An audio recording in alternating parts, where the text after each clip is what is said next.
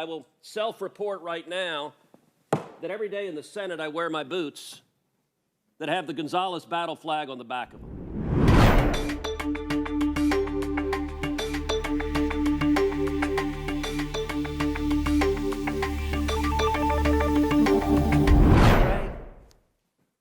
What are y'all doing?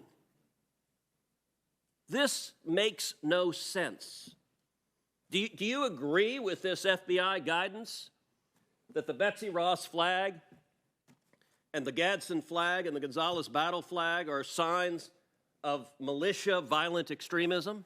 We usually take great pains to put caveats and warnings in the document that make clear that a symbol alone is not considered evidence of violent extremism, and it's... Well, but Director Wray, you don't include things like Antifa, you don't include things like Black Lives Matter. Instead, you identify patriotic Americans as suspects. And I would note there's a pattern of this. As you're aware, the National Association of School Boards asked the Attorney General to investigate parents as domestic terrorists under the Patriot Act. Now, it did so because it was upset about moms and dads coming to school boards and disagreeing with the policies of those schools. 5 days after that letter, the Attorney General sent a memo to you directing the FBI to target parents for investigation. Since that time, the National Association of School Boards has apologized for the letter because it was so indefensible, but that hasn't stopped the FBI. In fact, you've created a specific threat tag directed at parents. So let me ask you, how many moms and dads who have spoken up at school boards has the FBI interviewed or investigated since the memo from the Attorney General? Say I'm not aware of any, but second, let me address the issue. You're not aware of any? Like the House of Representatives has written you and asked you about it. If you would let me. So please answer. Please.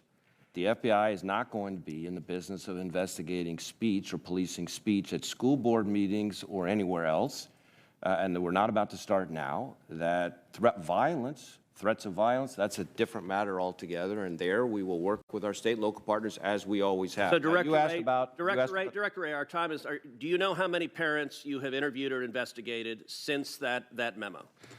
I am aware that we have had a small number of assessments, which is less than an investigation, and a few full investigations. Hold on. Let me finish.